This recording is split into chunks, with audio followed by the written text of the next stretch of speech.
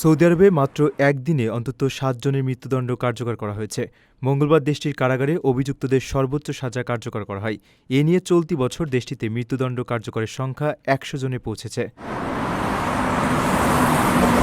দেশটির স্বরাষ্ট্র মন্ত্রণালয়ের তথ্য অনুযায়ী মঙ্গলবার মৃত্যুদণ্ড কার্যকর হওয়া ব্যক্তিদের মধ্যে ৫ জন মাদক পাচারের দায়ে দোষী সাব্যস্ত হয়েছিলেন।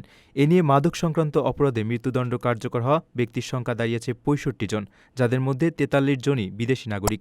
আন্তর্জাতিক মানবাধিকার সংস্থা অ্যামনেস্টি ইন্টারন্যাশনাল এই ঘটনাকে কর্তৃপক্ষের বিবেকহীন এবং বেআইনিভাবে মৃত্যুদণ্ড ব্যবহারের এক নির্মম মাইলফলক বলে নিন্দা জানিয়েছে।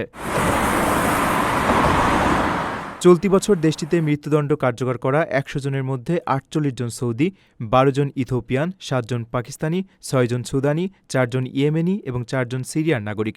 ২০২৫ সালে দেশটি ৩৫৬ জনের মৃত্যুদণ্ড কার্যকর করেছিল, যার মধ্যে ২৪৩ জনই মাদক সংক্রান্ত অপরাধের সঙ্গে জড়িত ছিলেন।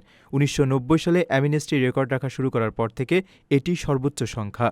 সৌদি কর্তৃপক্ষ বলেছে, জনশৃঙ্খলা বজায় রাখার জন্য মৃত্যুদণ্ড প্রয়োজনীয় এবং আপিলের সব পথ নিশ্চিতভাবে শেষ হওয়ার পরই কেবল এই সাজা কার্যকর করা হয়।